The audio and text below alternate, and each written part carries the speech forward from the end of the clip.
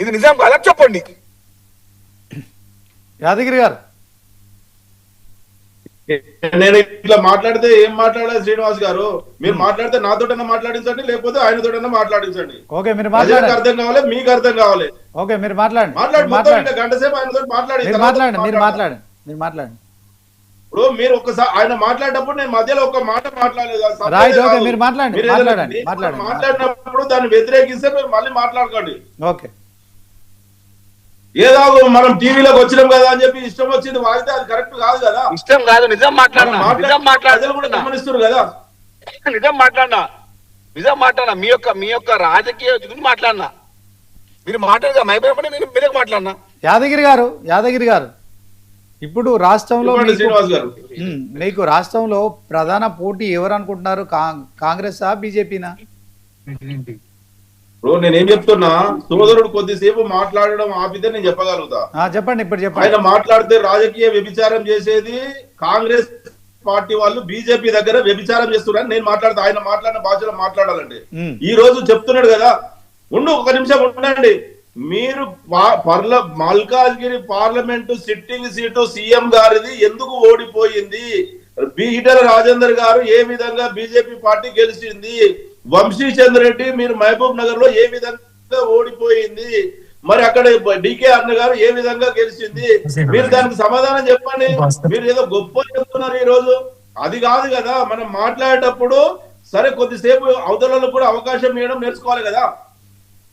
మీరు మాట్లాడేటప్పుడు నేను ఒక మాట కూడా మాట్లాడతలేదు కదా. ఓకే, ఆయన ఇప్పుడు మాట్లాడట్లేదు, మీరు మాట్లాడండి. నేనేమంటున్నా, ఈ రోజు బీజేపీ పార్టీ డైరెక్షన్ లో తెలంగాణ రాష్ట్ర ప్రభుత్వం నడుస్తున్నది.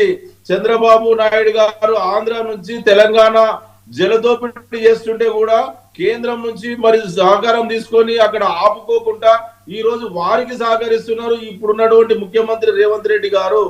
నేను అదే చెప్తున్నాను కదా, ఈ రోజు తెలంగాణ రాష్ట్రంలో అనేక సంక్షేమ పథకాలు ఇస్తానని చెప్పేసి 420 హామీలు ఇచ్చి అన్ని విస్మరించి ఒకే ఒకటి ఆర్టీసీ బస్సుల్లో ఉచిత ప్రయాణం అని చెప్పేసి తెలంగాణ రాష్ట్ర ప్రజలను నమ్మించి మోసం చేసి ఈ రోజు వాళ్ళ హామీలను విస్మరించినందుకు తెలంగాణ సమాజం మొత్తం ఈ రోజు ఉన్నటువంటి రాష్ట్ర ప్రభుత్వానికి వ్యతిరేకంగా ఉన్నది. కాబట్టి ఈ రోజు వాళ్ళు కేవలం మళ్ళీ తెలంగాణ రాష్ట్ర ప్రజలు కేసీఆర్ గారి కోసం ఎదురు చూస్తున్నారు. కేసీఆర్ గారు మళ్ళీ రావాలి, ముఖ్యమంత్రి కావాలి, ఈ తెలంగాణ రాష్ట్రాన్ని మళ్ళీ కాపాడాల్సిన ఒక గొప్ప నాయకుడు ముఖ్యమంత్రి అయితే ఈ రోజు తెలంగాణ రాష్ట్రం మళ్ళీ అగ్రగామిగా ఉంటదని చెప్పేసి తెలంగాణ రాష్ట్రంలో ఉన్నటువంటి సబ్బండ వర్గాల ప్రజలు ఎదురు చూస్తుంటే ఈ రోజు తెలంగాణ రాష్ట్రం ఈ రోజు మేము అనేక అభివృద్ధి చేస్తున్నాం అని చెప్పుకునే కాంగ్రెస్ నాయకులు తెలంగాణ రాష్ట్రం ఏర్పడ్డ తొలినాళ్లను ఈ రోజు ఈ ముఖ్యమంత్రి గారు కాంగ్రెస్ పార్టీ ఏర్పాటు చేసినప్పటి నుంచి ఈ రోజు వరకు ఎన్ని కుటుంబాలను కూలగొట్టిరు, ఎన్ని గృహాలను కూలగొట్టిరు,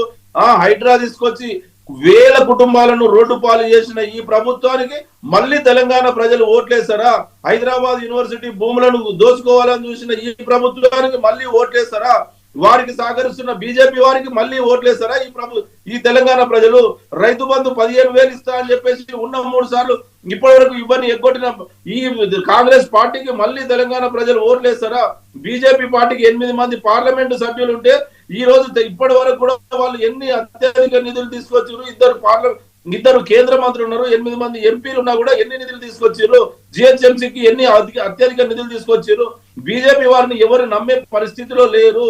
కేవలం పార్లమెంట్ ఎన్నికల్లో కాంగ్రెస్ బీజేపీ లోపాయికారి ఒప్పందం వల్ల చంద్రబాబు నాయుడు గారి డైరెక్షన్ లో బీజేపీ పార్టీకి 8 సీట్లు, కాంగ్రెస్ పార్టీకి 8 సీట్లు వాళ్ళు పంచుకొని ఒకరికొకరు లోపాయికారి ఒప్పందం ప్రకారంగా పంచుకున్న తర్వాత ఈ రోజు మేము ఐక్యంగా ఉన్నాం, మాకు ప్రజలు ఓట్లేసిర్రు, కేసీఆర్ గారిని నమ్ముతలేరు అని చెప్తే మీకు రేపు పొద్దున ఎలక్షన్లు పెట్టండి. మీరు ఎందుకు ఎలక్షన్లు పెట్టలేకపోతున్నారు? మరి జిహెచ్ఎంసీ ఎలక్షన్లు పెట్టండి, పెడితే తెలుస్తుంది కదా మీకు ప్రజల్లో ఎంత మీకు చిత్తశుద్ధి ఉన్నది, మీకు ఎంత ఓటు శాతం ఉన్నది, ప్రజలు ఏ విధంగా మిమ్మల్ని నమ్ముతారని. మరి ఎందుకు ఎంపీటీసీ జెడ్పీటీసీ ఎలక్షన్లు ఎందుకు పెడతలేరు? మీరు చెప్పండి. మీకు అంత నమ్మకం ఉండి మిమ్మల్ని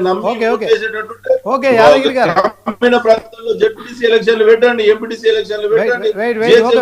ఎలక్షన్స్ పెడతారు. సర్ ప్రక్రియ ముగిసిన తర్వాత మా స్థానిక సంస్థల్లో జెడ్పీటీసీ ఎంపీటీసీ పెడుతున్నారు, జిహెచ్ఎంసీ పెడుతున్నారు. ఇప్పుడు సర్ ప్రక్రియ కొనసాగుతుంది.